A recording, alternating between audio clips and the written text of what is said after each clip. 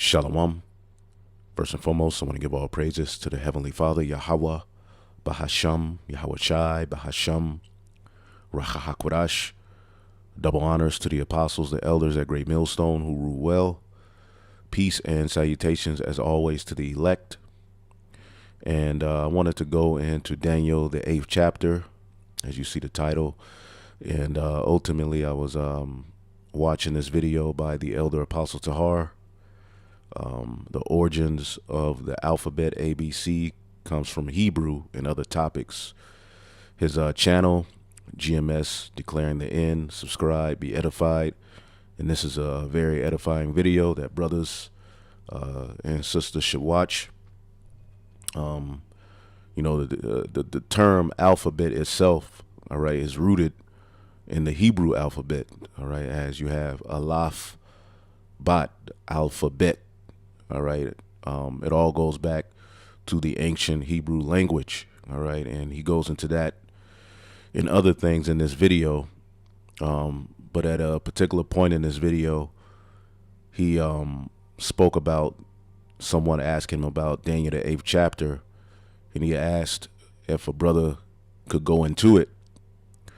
So I pulled up some of my notes, and I decided, hell, why not go into it and fight these infirmities and overcome death, as I tell the brothers.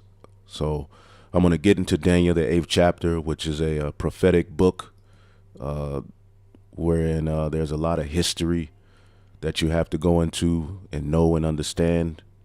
But hopefully we can get some edification and you brothers and sisters learn, because that's the purpose of us doing these videos. Now, when you read Daniel, the 8th chapter is dealing with the vision of the ram and the goat. And as we go into this, you'll understand who and what those represent. Now, this is Daniel, the 8th chapter, in the first verse. It says, in the 3rd year of the reign of Belshazzar, okay, which was a descendant of Nebuchadnezzar. All right, it calls him his son, but I believe it was like his great-grandson or something of that sort. I'm not 100% sure. I have to look it up, but I know Belshazzar came from the line of Nebuchadnezzar, all right, which those are titles as well, all right. You can just have one Nebuchadnezzar. There was a few, but they all succeeded one another. And at the end of the Babylonian Empire, you had Belshazzar, okay, which was ruling during the time of Daniel, the 5th chapter, where you have the writing on the wall, okay, where Daniel let them know their kingdom was getting ready to fall into the hands of the Persians and the Medes, okay, and you can read that history in Daniel, the 5th chapter, okay, and this is the Neo-Babylonian Empire. It's not Babylon the Great. Again, in the Holy Scriptures, you have Babel, which was started by Nimrod. You can get that history in Genesis 10 and 11. That's where you have the Tower of Babel. And then you have the Neo-Babylonian Empire, all right, which Daniel was within that captivity. And then in prophecy, you have Babylon the Great, which is America. All right, so this is during the time of the Neo-Babylonian Empire. At the end of it, in the 3rd year of the reign of Belshazzar, a vision appeared unto me, even unto me, Daniel, which is our forefather. All right, he's of the loins and lineage of David. He's of the king's lineage. When you go into prophecy, remember Isaiah told King Hezekiah, all right, that the sons which shall issue from him, all right, shall be taken away, and they shall be eunuchs in the palace of the king of Babylon. All right. And by eunuchs, it doesn't mean their rods were chopped off, but ultimately they were taken into captivity and used, all right, by the kings of Babylon, you know, to help them learn particular things about our culture and so forth. All right. And you can read about Daniel, Shadrach, Meshach, and Abednego, and so forth in the book of Daniel. Okay. And they refused to eat the king's meat. All right, the lion's den. The three holy children.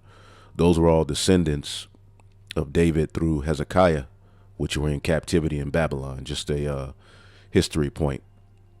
So let's go back here, Daniel 8:1. In the 3rd year of the reign of King Belshazzar, a vision appeared unto me, even unto me, Daniel, after that which appeared unto me at the first. All right, he received many visions. Daniel, the 7th chapter, is a vision. Okay.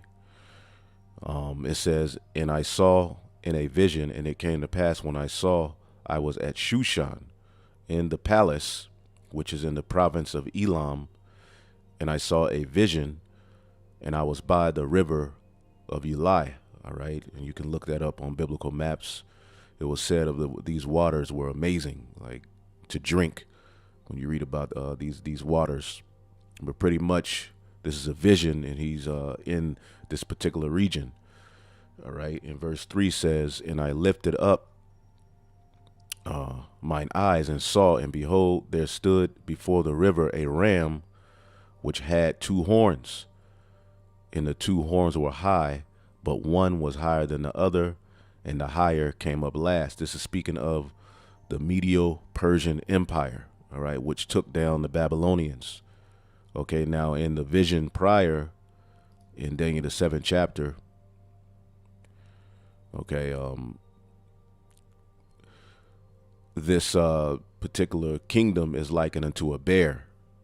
All right, this is Daniel 7:5, and I beheld another beast, and a second like unto a bear, and it raised itself up on one side, and it had 3 ribs in its mouth, which is Babylon, Lydia, Egypt, these different regions wherein they conquered. All right, and the higher side of this particular beast was the Persians. All right, the Medes ruled first. All right, but the Persians, all right, became the more voluptuous of the two. Okay, and they conquered. As you see here, it had 3 ribs in its between the teeth of it, and they said, "Thus arise and devour much flesh." All right. Ultimately, this is the Persians and the Medes. All right, which in Daniel the 5th chapter, okay, as Belshazzar and the Babylonians were having a feast, okay, they were at a party, and a particular writing came on the wall, and Daniel interpreted it. All right, and ultimately the interpretation was that the kingdom was going to be divided and given unto the Medes and the Persians. Okay, and that happened. Okay, the Babylonian Empire fell to the Medes and the Persians. Okay, so this is what this ram represents. Okay, and Daniel, the 8th chapter and the 3rd verse. Okay, and the horns being high represents power, wealth, authority. All right, and the Medes ruled first. All right, but the second became higher, which is through Cyrus. All right, and then eventually Darius. All right, you can read that history, and we'll get into some of it. So this is what that's talking about in Daniel, the 8th chapter and the 3rd verse, is speaking of the Medo-Persian Empire. All right, and the one that was higher would be the Persians. Okay, in verse 4 it says, and I saw the ram pushing westward and northward and southward, so that no beast might stand before him. Neither was there any that can deliver out of his hand, but he did according to his will and became great. And remember, this is all through the power of Yahweh Ba'Shem Yahushai that these nations rule. Remember, what's that, Daniel 4? And you can go into the history of what we're reading about in the movie 300. All right, they conquered Babylon, Syria, Asia, part of Greece. Okay, Egypt, Ethiopia, India, Lydia. Okay, they were fierce. All right, and remember, that was the empire in which the Israelites were granted a decree, all right, by Cyrus to rebuild the temple. All right, this is Daniel 4:17. This matter is by the decree of the watchers and the demand by the word of the holy ones, to the intent, all right, that the living may know that the Most High ruleth in the kingdom of men, and giveth it to whomsoever he will, and setteth up over it the basis of men. And right now, all right, the world is being ran by the basis of men. Okay. And all of these heathen are ultimately under us, but the Heavenly Father is fair. Okay. When you go into prophecy, he allowed these particular heathen to have their rulership, their time in the planet Earth where they dominated. So no one could say that Yahweh Bahashem Yahushai is unfair. It's just that the final kingdom that's going to be set up, according to Daniel, the 2nd chapter, Daniel, the 7th chapter, is the kingdom of the Israelites, Yahushai's kingdom on earth through the power of the Most High God, Yahweh. The sons of God under the second Adam are going to be the final rulers forever of this earth, which is the only way that it will prosper into 100% righteousness. Okay. So this is speaking of how the Medes and the Persians went and conquered. All right. The spirit was on them. All right. And meanwhile, we were back in Jerusalem rebuilding the temple. Okay. Now, and they became great. See here, let me look at my notes and see if there's anything I'm missing. Nah, that's pretty much it. All right. And Cyrus, pretty much, if you notice, it doesn't mention the east, because Cyrus came from the east. Okay. And he conquered westward, northward, and southward. Okay. Let's see here. Let's go to the next verse, Daniel 8:5. It says, and as I was considering, behold, a he-goat came from the west on the face of the whole earth, and he touched not the ground, speaking of the swiftness of the Greek empires, headed by Alexander, all right, the great, the creep, all right, or whatever you want to call him, okay? And the he-goat had a notable horn between his eyes, and horns represent, power, strength, all right, and how people pretty much bow themselves to him because they were so swift. As a matter of fact, when you go to Daniel, the 7th chapter, all right, this particular beast, the Greeks is likened to a leopard, okay? Daniel 7:6, and after this I beheld, and lo, another like a leopard, which had upon the back of it 4 wings. And those are the 4 generals who ultimately reigned after Alexander died. And we'll get into that. All right. And dominion was given unto it. So it's likened unto a leopard because leopards are very swift. In prophecy, when it speaks of, the modern day Chaldeans, Babylon the Great, it likens them unto a leopard. They're very swift. All right. And Alexander pretty much did all of his conquering, all right, within 6 to 8 years. He conquered what he believed was the whole world, although there was more. And there was a point where he conquered so much that there was no more to conquer, and he started crying. Okay. You can look all of that up in history, but Alexander was great. And we know right after that, it called it a ram in Daniel the 8, but in Daniel, the 7th chapter, it called it a bear that lifted itself up on one side. Okay, the next empire to rule was the leopard, the Greeks. Okay, so that's what this is speaking of in Daniel. All right, the 8th chapter. Let's read it again. Daniel 8:5. Okay. And as I was considering, behold, a he-goat came from the west on the face of the whole earth, and touched not the ground, meaning he was swift in how he conquered. All right. And the goat had a notable horn between his eyes. Okay. And that's Alexander the Great. And you can read this history in the book of First Maccabees, the 1st chapter. Okay. And immediately, what does it start out saying? All right. First Maccabees 1:1. And it happened after that Alexander, the son of Philip the Macedonian, all right, which these are Edomites who were conquering, okay, and even Philip's father, they were already conquering, okay, but this is the beginning of the Edomite beast system. It starts with the Greeks, okay, and it says, and it happened that after Alexander, the son of Philip the Macedonian, came out of the land of Chittim, had smitten Darius the king, all right, of the Persians and Medes. All right, now he himself, as we'll show you in history, didn't, you know, put the sword to Darius, but it was by his force. You know, ultimately one of Darius's, I believe it was his cousin.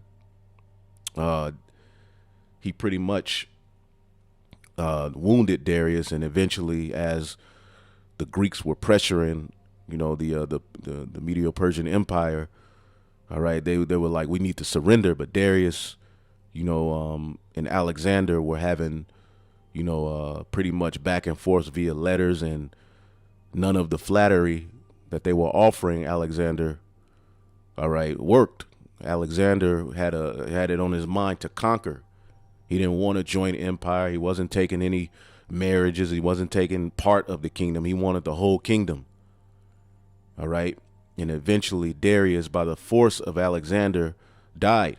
All right. And we'll get a little bit of that history in a minute. But he smitten Darius, king of the Persians and Medes, that he reigned in his stead first over Greece. And he made many wars and won many strongholds, and he slew the kings of the earth.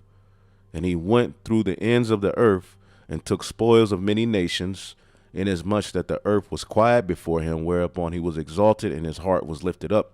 The pride of thine heart. This is an Edomite. Now, mind you, when Alexander came into power, okay, the Israelites, as we'll show you, he didn't put too much hell on them.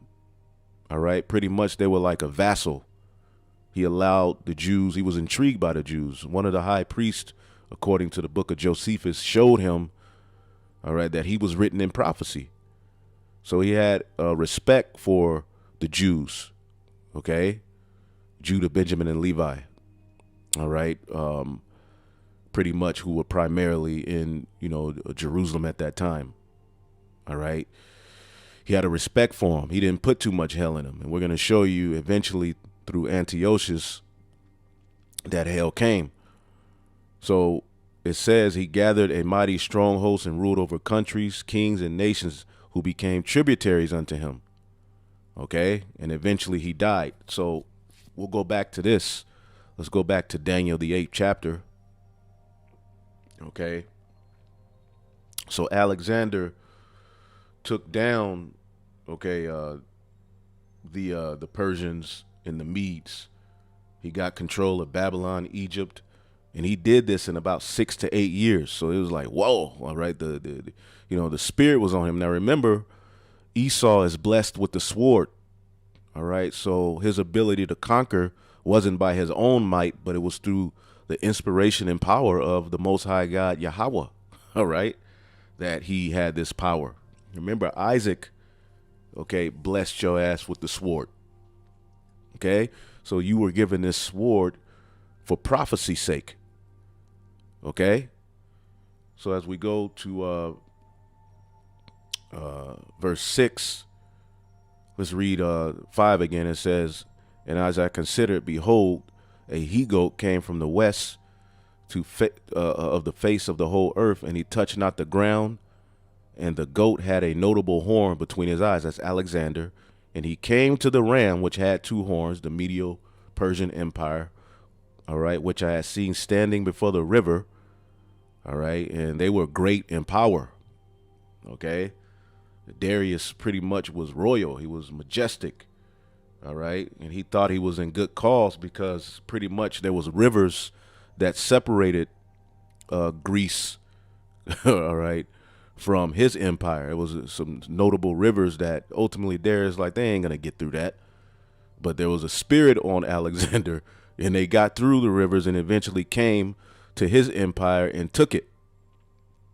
Okay, so he came to the ram, All right, the Medo-Persian Empire that had two horns, which I had seen standing before the river, and ran into him in the fullness of his power.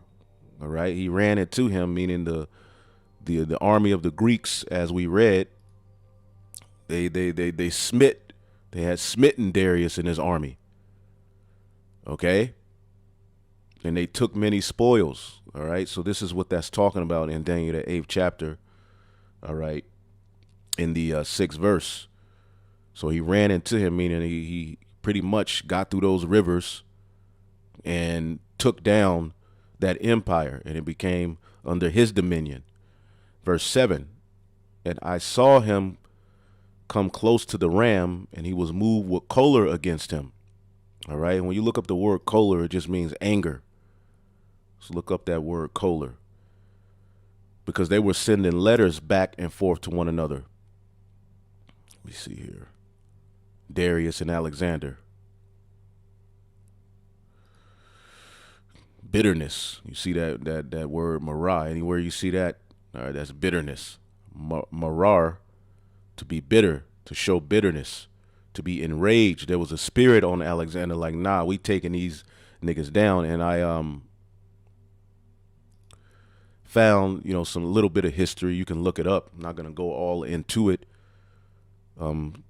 Just to get through the breakdown, but Alexander the Great's letter to the Persian king Darius. Okay. It says, a lot we know about Alexander the Great comes from the great Greek philosophers, Plutarch and Arian. All right. Both of them were born centuries after Alexander died. All right. And you can also get the history of Alexander from the Holy Scriptures. All right. And it's funny, everybody acknowledges Alexander as a real person who existed. All right. And he doesn't have as even close to as many manuscripts as the Old and New Testament. All of these people, Yahushua, the disciples were, fake, mythical, characters that were created. But Alexander, who has less manuscripts, is somehow a real person. But Yahushua, the disciples, who as well by Roman philosophers and historians were stated to be real people, but for some reason now they're fake. Even in those particular councils, Nicaea and those councils, they never, not once did they say Yahushua was fake or he wasn't a real person. They were just discussing his divinity. But here in these times, people say that Yahushua, who the world ignorantly calls Jesus Christ, was a fake individual and made up. Right? But those same people will say Alexander, okay, and a lot of the Roman emperors were real, which some of those can be found in the scriptures. Anyway, it says, however, historians consider their work very reliable. All right. It says, keep in mind that let's go back to 333 BC when the Battle of Issus was fought, which is one of the, the Syrian, dealing with the Syrian wars. And we'll get into that, where pretty much, Alexander and his army with very little took down the Medo-Persian Empire. Okay. And I believe the first was called the Battle of Issus. Okay. It says, when the Battle of Issus was fought between the Macedonian king Alexander and the Persian emperor Darius III, both sides faced a massive number of casualties during the battle. All right, but the more casualties that were lost were on the side of the Persians. It says, but despite being outnumbered and facing tremendous resistance, Alexander, armed with the sword, spear, and adrenaline, pretty much the spirit of the Lord was upon him. Okay. Remember, even Cyrus, even the Medo-Persian Empire was set up by the Lord. Cyrus was called the Lord's anointed. Okay, he was anointed to allow us to rebuild the temple. Anyway, it says, pushed through the gaps and got really close to Darius. Alexander's fearlessness and confidence gave goosebumps to Darius, and he fled the battle. The Macedonian army chased their fleeing enemy until the sun went down. However, they failed to arrest Darius alive because it was Darius's either his cousin or his he was the uncle. I forget the dude's name. Cassus, or I forget his name. I have it somewhere written. Bessus, Bessus. That, you know, when you go into history, it's a different accounts, but pretty much the force of the Greeks, you know, had, you know, Darius's men saying, "Look, let's submit to these people." And Darius was, you know, he was like, "Hell no, I'm not submitting. I'll offer him this. I'll offer him that." And they were sending letters back to one another, and the letters were, you know, made Alexander pissed. And eventually Bessus, who was related to Darius, had one of his men wound Darius, and eventually, as the Greeks kept conquering, they found him. So when you read in First Maccabees 1:1, all right, when it says Alexander had smitten Darius, it was just really his force.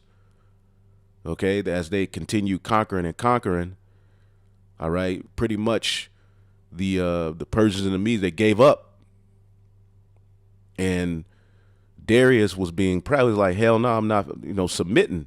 But one of his own men pretty much put the sword to him, and when the Greeks found him, he was pretty much already dead. And you can look that up in history. But anyway, let's go back here. It says, "But Darius, his family was captured by Alexander. Yep, his wife, his children, his riches." It says, "After losing the battle and his family, Darius realized who he had offended and sought truce to protect himself, all right, his family and his remaining empire." But Alexander wasn't having it. All right. It says here, Darius wrote to Alexander first. He requested the release of his family and asked Alexander to be his ally and stop the war. All right, so you can read, you know, up on this, but pretty much Alexander wasn't having it. There was a spirit on him, as you can read here in Daniel, the 8th chapter and the 7th verse. He was moved with choler. Okay, he was like, "Hell nah, I want it all." All right, the brand new socks, drawers, everything. I want the whole kingdom. I'm not taking any part. I'm not taking any deal. So as they were sending letters back and forth, eventually the Greeks kept conquering, and Darius fled, and eventually one of his own men took him out. Daniel 8:7, "And I saw him come close to the Ram," the Medo-Persian Empire, which at this time Darius was the man, "and he moved with choler against him, bitterness, and he smote the Ram and brake his two horns. He took down the Medo-Persian territory, and it became his, and there was no power in the Ram to stand before him." Okay? The Medo-Persian Empire could not deal with the force of the Greeks. Okay? But he cast them down to the ground and stamped upon him. All right, meaning their military overcame them. Okay? And there was none that could deliver the Ram out of his hand. Okay? None of the allies that Darius had. Okay? Not one of them could pretty much help him. All right? And that happened in 3 battles. All right? The first, one of them was at Issus. The other one was at the river Granicus. Okay? And the third was at Gaugamela. All right? And these are known as the Syrian Wars, I believe, which you can read some of those as well in Daniel, the 11th chapter. It goes into some of that history. All right. And during these wars, all right, Darius's mom, children, and riches that he had in Damascus and Syria were eventually confiscated and taken. And eventually he died. Okay. So, and you can look up that history with Bessus wounding Darius. As a matter of fact, see here.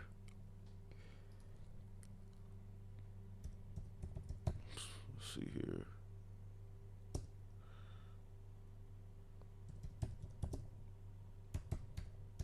Bessus killed Darius. You know, there's different accounts, but pretty much when you do the research and the study, you'll find out that Bessus, who was related to Darius, he was pleading with Darius to just surrender. Okay. Let's see here. Yep.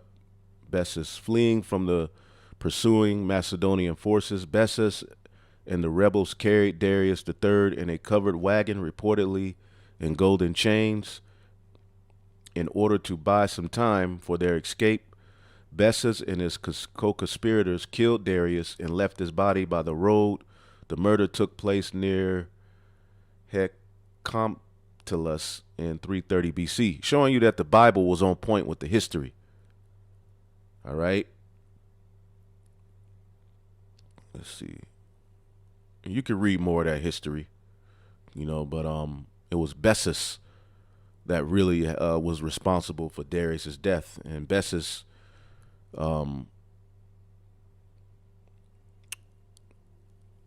was and you could just read that, just look it up if you want to learn more. But to get through the breakdown, Daniel 8:8, okay, and it says, therefore the he-goat waxed very great, and when he was strong, the great horn was broken, because Alexander the Great died. Some say of malaria, some say he was poisoned. Now, malaria, which is a viral infection, was something that a lot of people around that time were dying of. Okay, but some people say Alexander was poisoned. Either way, according to prophecy, in the history, 1 Maccabees 1:5, and after these things, Alexander fell sick and perceived that he should die. Wherefore he called his servants, such as were honorable, and had been brought up with him from his youth, and he parted his kingdom among them while he was alive. So Alexander reigned 12 years and then died. So when he was at the height of his power, he eventually died. And he parted his kingdom while he was on his deathbed amongst, all right, his 4 generals, all right. And going back here, Daniel 8:8, therefore the he-goat waxed very great, Alexander, and when he was strong, the great horn was broken. He died. And for it came up 4 notable ones, all right, towards the 4 winds of heaven, all right. And this is the 4 generals that we always talk about, and you can look up the history of the Diadochi, okay, the Diadochi, which ultimately, in a nutshell, Lysimaeus, okay, Cassander. Now Lysimaeus, he pretty much took Asia. Cassander took Macedonia, you know, Greece. Ptolemy, we know he took Egypt, and Seleucus took Asia. All right, but there was another name, Antigonus, all right, who was first ruling over Macedonia in the Greece area, but I believe Seleucus, along with one of the other generals, helped take him down. And these Edomites were divided. They didn't never agree. They had wars amongst themselves. Okay, so you can look up the history of the Diadochi, okay, or the Diadochi, which ultimately are the successors after Alexander's death. All right, if you want to learn more about that, you could look that up. Okay, and that's the 4 horns that ruled after Alexander's death. And it talks about this also in Daniel, the 7th chapter. Okay, Daniel 7:6. And after this I beheld, and lo, another like a leopard, which had upon the back of it 4 wings of a fowl. The beast also had 4 heads, and dominion was given unto it. And this is speaking of the Greeks, which was headed by Alexander the Great. All right, when he died, his 4 generals took root. All right, and what happened? As a matter of fact, let's go to 1 Maccabees chapter 1:7. So Alexander reigned 12 years and died, and his servants bare rule, every one in his place. And after his death, they all put crowns upon themselves. They all wanted to be the king. They would fight one another. So did their sons after them many years, and evils were multiplied in the earth. And evils were multiplied in the earth. Okay? When the wicked bear rule, all right, wickedness is forwarded. Okay? Now, when Alexander was alive, things were more in order. After he died, all right, they began to wax worse and worse. All right, so that's Daniel 8 and 8.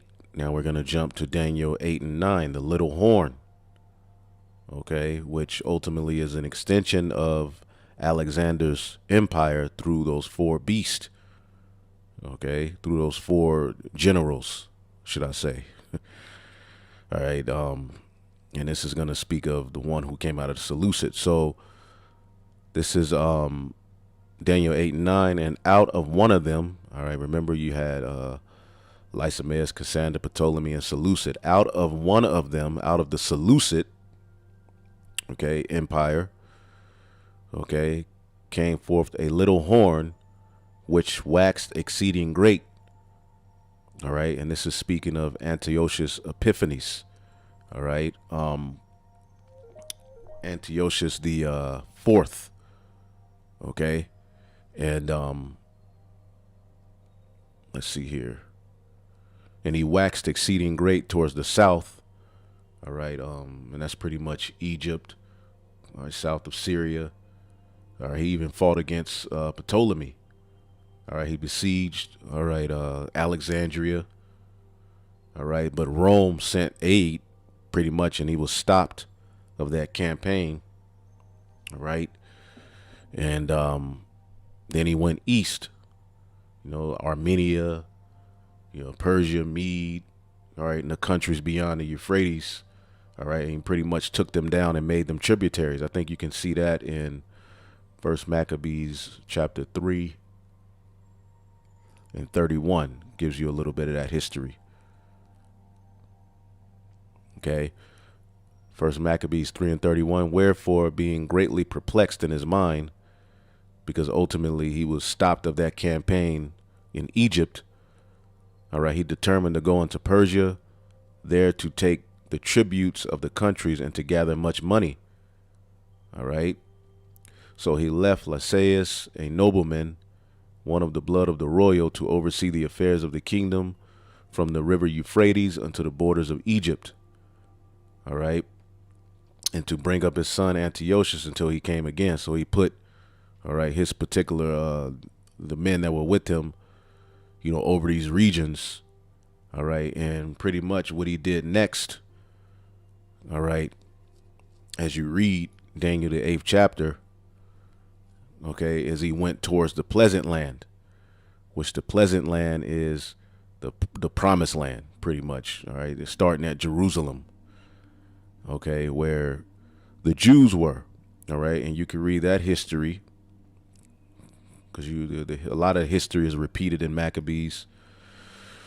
So you can read that history in First Maccabees chapter 1, okay, and 10, okay. And there came out of them a wicked root, out of the Seleucid empire, Antiochus the fourth, surnamed Epiphanes, son of Antiochus the king, who had been hostage at Rome. All right, he reigned in the 137th year of the kingdom of the Greeks. Okay, so, and we'll go back here, but that's what it means.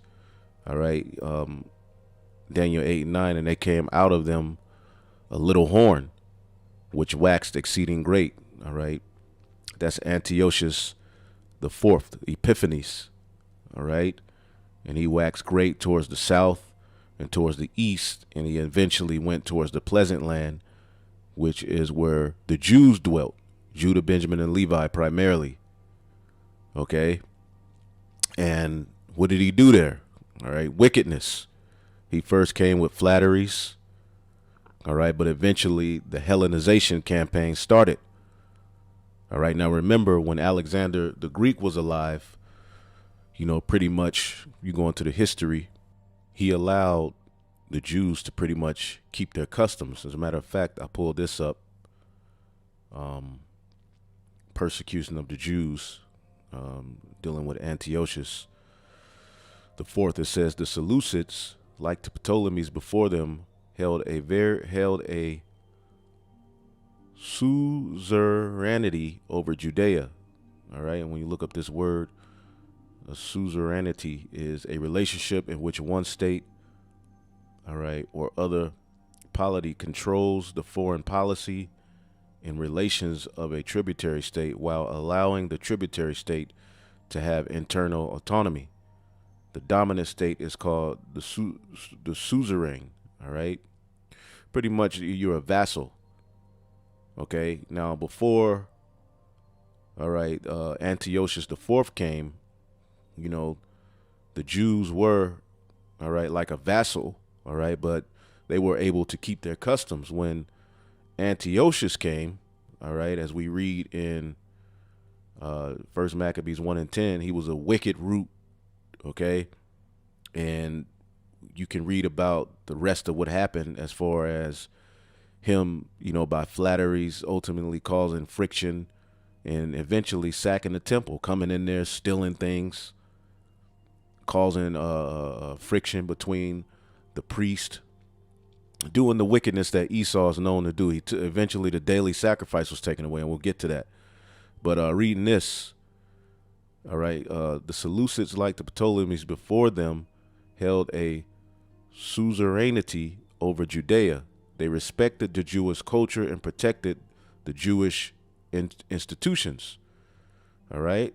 This policy was drastically reversed by Antiochus IV, seemingly after what was either a dispute over leadership in the temple in Jerusalem and the office of high priest. All right. Because you had a high priest at the time by the name of Onias, all right, which you can read the history of him in, the first and second Maccabees, who wasn't down with the Hellenization, but he had a relationship, with some of the Seleucid Empire, which eventually became to his detriment.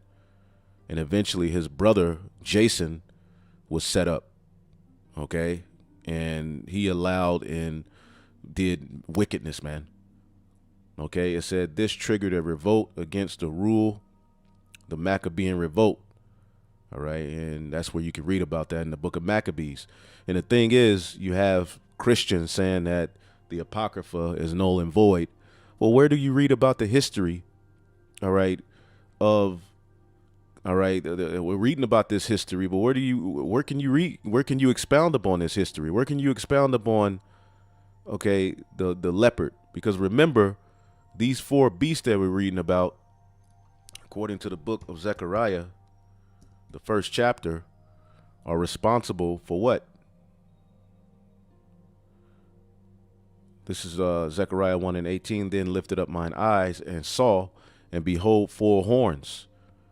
And I said unto the angel that talked with me, what be these? And he answered me, these are the horns which have scattered Judah, Israel, and Jerusalem.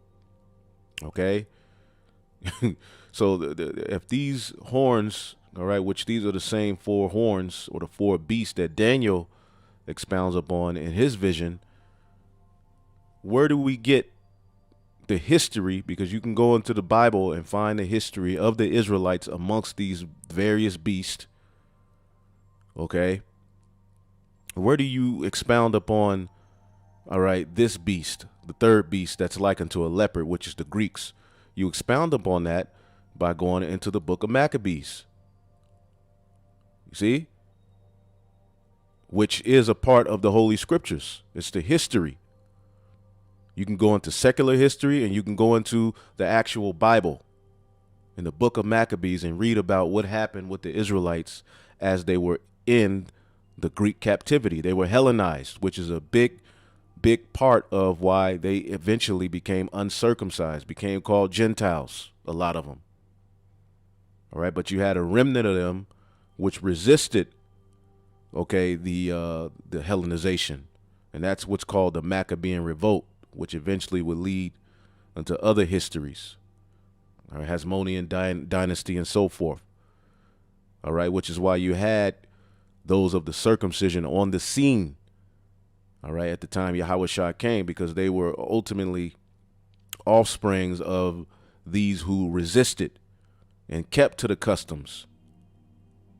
Okay? So this is where you get Hellenization. All right?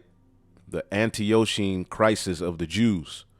These decrees were a departure from typical Seleucid practice, which did not attempt to suppress local religions in their empire. So before Antiochus Epiphanes came on the scene, all right, you know, the Seleucid, all right, although they had power over Judea, okay, they allowed the Jews to keep their religion. They allowed the Jews to keep, you know, their customs. All right, but as we're reading here, Daniel 8:9, this horn that waxed exceeding great, Antiochus, verse 10, it says, and it waxed great even to the host of heaven. All right, and it cast down some of the host and of the stars to the ground and stamped upon them. All right, and we can get that history, all right, in First Maccabees.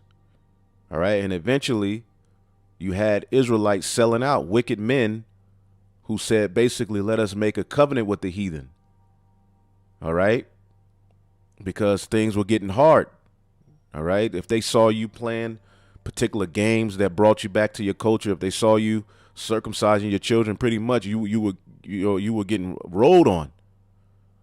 All right, so there was particular men that were like, look, we got to sell out. We got to, you know, pretty much let's give ourselves over to their custom so we can live. But then you had others, you know, the Maccabean and those who joined themselves into them that were like, hell no. All right. So this device pleased them well. Okay. And certain of the people were so forward herein where they went to the king who gave them license to do after the ordinances of the heathen, wherein they built a place of exercise at Jerusalem according to the customs of the heathen and made themselves uncircumcised. They were still Jews, but they became uncircumcised. All right. Which is a big part of why in the New Testament you had Israelites being called the uncircumcision or heathen, because they forsook the holy covenant and joined themselves to the heathen and were sold to do mischief. Okay. So now when the kingdom was established before Antiochus, he thought to reign over Egypt, that he might have dominion over two realms. So we read the history of how he set up particular of his family members and, you know, particular men that were aligned to him, you know, and set them over these regions. But he went to the pleasant land, Jerusalem, to do this wickedness. Okay. So as you keep going down, verse 20, and after that Antiochus had smitten Egypt, he returned again, all right, in the 443rd year, and went up against Israel and Jerusalem with a great multitude. And he entered proudly into the sanctuary and took away the golden altar and the candlestick and the vessels thereof, and the table of the showbread, and the pouring of the vessels, and the vials, and the censers of gold, and the veil, and the crown, and the golden ornaments which were before the temple, and he pulled off. So he went in there doing his wickedness, man. Okay. And he took silver and gold and precious vessels. Also, he took the hidden treasures which he found. Okay. This devil went into the temple doing his thing. Wickedness, man. And and when he had taken all away, he went into his own land, having made a great massacre, and spoke very proudly. All right. Therefore was a great mourning in Israel in every place. All right. So Jake was all messed up over what happened, man. Okay. And he eventually came back. Okay. And after 2 years of Jake was mourning and trying to get themselves together, after 2 years fully expired, the king sent his chief collector of tribute into the cities of Judah, who came into Jerusalem with a great multitude. And they spoke peaceable words unto them, but all was deceit. And when they had given him credence, he fell suddenly upon the city and smote it very sore and destroyed much people of Israel. All right. And he took spoils. He did his wickedness, man. And you can read about that history. He shed innocent blood. He defiled the sanctuary, and eventually the daily sacrifice was taken away. Okay.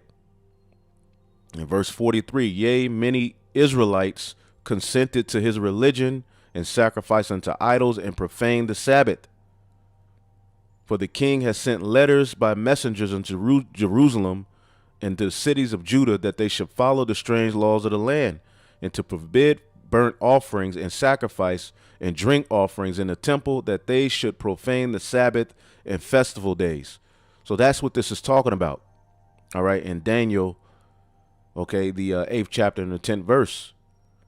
All right. He waxed great even to the host of heaven. All right. Meaning you're in your rulership. All right. When it says you reach to the heavens, meaning your rulership is great. Okay. But Esau's, even he's in the heavens. All right. But he's going to be cast down. All right. And it cast down some of the host and the stars, which are the Israelites. All right. The priesthood, to the ground and stamped upon them. All right. And he magnified himself even to the prince of the host. Right. He eventually got to the high priest. Okay. In which, Onias was high priest at a particular point. All right. But with the wickedness of the Greeks, he was eventually put to death, and a sellout. All right. Onias' brother by the name of Jason set up. Okay. And we know the high priest. All right. And the temple is our connection. All right. To the Most High God, Yahweh. Okay. So as you read here, he magnified himself even to the prince of hosts. And by him, the daily sacrifice was taken away. All right. Remember, we had a morning and an evening sacrifice. All right. And the place of his sanctuary was cast down. Okay. And that's what they did. They sacked the temple. All right. They started offering, First Maccabees 1:47, set up altars. All right. Verse 46. Verse 45, and forbid burnt offerings and sacrifice and drink offerings in the temple, that they should profane the Sabbaths and festival days and pollute the sanctuary and holy people, set up altars and groves and chapels of idols, and sacrifice swine's flesh. All right, because they knew the sacrifice was our connection to the Most High. So what they did was sacrificed swine's flesh, an unclean beast, knowing those things were not permitted. All right, by the Most High God, Yahweh. Okay. So they started doing wickedness, and the Greeks loved that swine. And you can see that same influence here today. All right. They got you niggas on the commercials, promoting McRibs. Okay. Swines everywhere. Okay. And that they should also leave their children uncircumcised and make their souls abominable with all manner of uncleanness and profanation. So to the end, they might forget the law and change the ordinances. And that's what happened. That's why in the New Testament, all right, you read about these uncircumcision, because eventually these children raised their children in this manner. Okay. And their children raised their children in this manner. Okay. And you had a whole host of the seed of Israel, of Judah, Benjamin, and Levi primarily. All right. Who eventually went into the Roman captivity. Okay. Uncircumcised, weren't following the customs. All right. So this should help you to understand why in the New Testament you see Israelites called heathen, because the whole book tracks the chosen seed. Okay. Just because at one point they were called heathen and Gentiles and uncircumcision. All right. Doesn't mean it's talking about heathen or actual other nations. No, this is what happened. And it started with Antiochus the fourth, Epiphanes. He took away the daily sacrifice. Okay? So let's keep going here. Verse 12.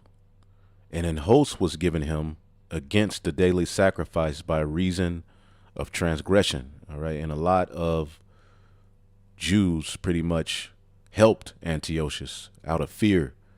They sold out. All right. And pretty much, helped him to do the wickedness he was doing. All right. And it cast down the truth to the ground, and it practiced and prospered. All right. And it's speaking of Antiochus and the Greeks at that time. All right. Ultimately doing what they will. All right. Having power. All right. Which who ordained them? All right. The Most High. This is prophecy. Okay. It sounds harsh, but this is what the Most High ordained through the Holy Spirit.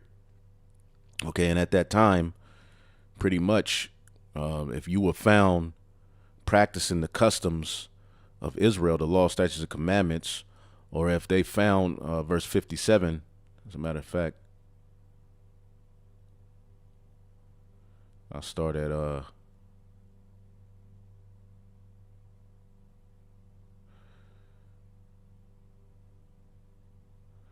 I'll go to verse 50. It says, and whosoever would not do according to the commandment of the king, all right, to break the laws, not circumcise your children, so forth, he should die. Okay. And we're living where Hellenization is getting ready to be brought back in a different way via, the jab and everything else they're coming with.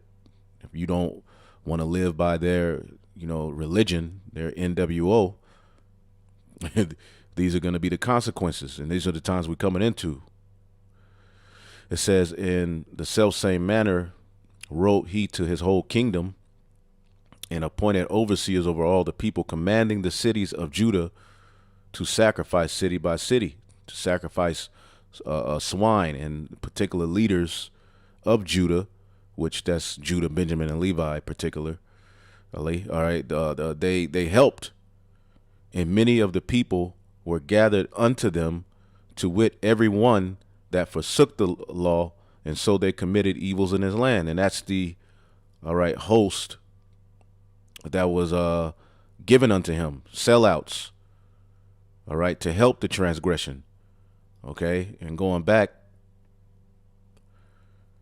to then many of the people who were gathered unto them, to wit, every one that forsook the law, and so they committed evils in the land, and drove the Israelites into secret places, even whensoever they could flee for succor. All right, they were fleeing for comfort. You had particular Israelites hiding and sacrificing their children, hiding and practicing this, keeping the Sabbath, hiding.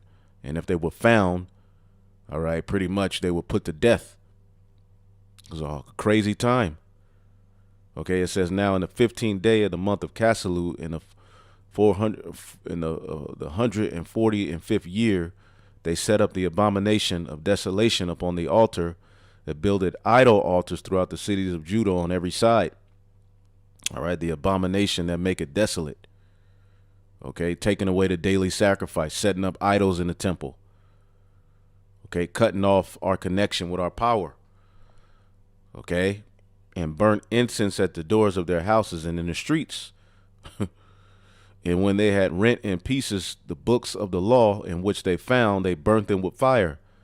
And we can see that mindset returning here to Babylon the Great. Now remember, we're in Rome all over again, but it was a Greco-Roman empire for a point. So we see remnants of Greek culture and mindset here as well, as you see Jake, all right, joining Greek fraternities. That's all a part of Hellenization. It's all back all over again. Okay, and you can see there's a evil mindset towards the holy book, the laws. All right, even with this Roe v. Wade thing, now people are blaming the holy scriptures. They're pissed off, kicking the Bible, throwing it in the garbage, calling the Bible a book of fairy tales. Okay, there's like a very hard mindset against the scriptures, and it's going to get worse. And whosoever was found with any book of the testament or if any committed to the law, the king's commandment was that they should be put to death. And they did this by their authority unto the Israelites every month, to as many as were found in the cities. They were hanging our children by their necks. I believe that's in the second chapter. Okay. But you had particular of the Israelites that weren't there. I'm like, I'm not eating any unclean thing. I'd rather die, all right, than to be defiled with the meats or to profane the covenant. All right. And a very great wrath was upon Israel. And you can read more of the history, but that's what Daniel, the 8th chapter, is speaking about. As a matter of fact, let me find it. There's a scripture where they hanged them by the necks.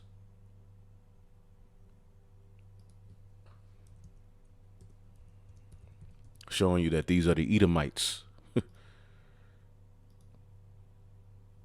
First Maccabees 1:61. And they hanged the infants about the necks and rifled their houses and slew them that had circumcised them. All right. So the hanging by the neck, right? The Greeks did that back then. And we know that was a big thing for Esau, Edom, all right, in this captivity. Okay. So going back to Daniel, the 8th chapter, let's read 12 again.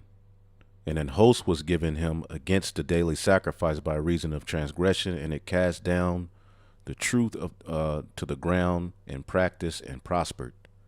Okay, and I believe Antiochus set up a image or an idol of Jupiter in the temple. Okay, which was, oh my goodness, forbidden. All right, and see, when they're coming at our people, which now is a spiritual temple, and when they're coming at our people with all of these idols and all of this wickedness, that's what they're seeking to do, to cut us off from our power. But the water Yahweh Bashim Yahshai for a remnant, which is likened unto, you know, the true spiritual temple, you know, where there's a connection that can't be cut off. Okay. Now, verse 13 says, then I heard one saint speaking, and another saint said unto that certain saint which spake. Basically, you know, as he's seeing his vision, he sees two angels speaking to one another. All right. And the question was asked, how long shall the vision concerning, all right, shall be the vision concerning the daily sacrifice and the transgression of desolation, to give both the sanctuary and the host be trodden underfoot? How long is, all right, these devils pretty much gonna, you know, from the time that they cut off the daily sacrifice, all right, how long will they be allowed to do this? Because remember, it tells you the time frame of when it started, when they set up the abomination that make it desolate. First Maccabees 1:54. Now the 15th day of the month of Caselu, all right, in the 145th year, they set up the abomination of desolation upon the altar, okay, which some say is a idol to Jupiter, which is one of the gods they worship. All right, remember Alexander the Great called himself the son of Jupiter. All right. And we'll get to that in just a minute, but pretty much the angel answered, it's going to end, Daniel 8:14, and he said unto me, unto 2,300 days, then shall the sanctuary be cleansed. All right, which is 2,300 days, which when you add that up, that's about 6 years and 3 months. That's how long, all right, that evil and wickedness will be going on. All right, until the temple was eventually cleansed. All right. In First Maccabees, the 4th chapter, via Judas the Maccabees, and those who didn't bow and fought. Okay. This is I mean, you could read this whole chapter, but as you can see, they cleansed the sanctuary and bear out the defiled stones. Okay. They cleansed the temple. Okay. under Judas Maccabees. They made new holy vessels. And when did this happen? All right, in First Maccabees 4:52. Now on the 5/20th day in the 9th month, which is called the month of Caselu, in the 140th and 8th year, they rose up betimes in the morning and offered sacrifice according to the law upon the new altar of the burnt offering which they had made. So the temple was cleansed, all right, and it was exactly, all right, in 2,000, all right, in 300 days, all right, which when you look that up, 2,300 days equals 6 years, all right, and 3 months.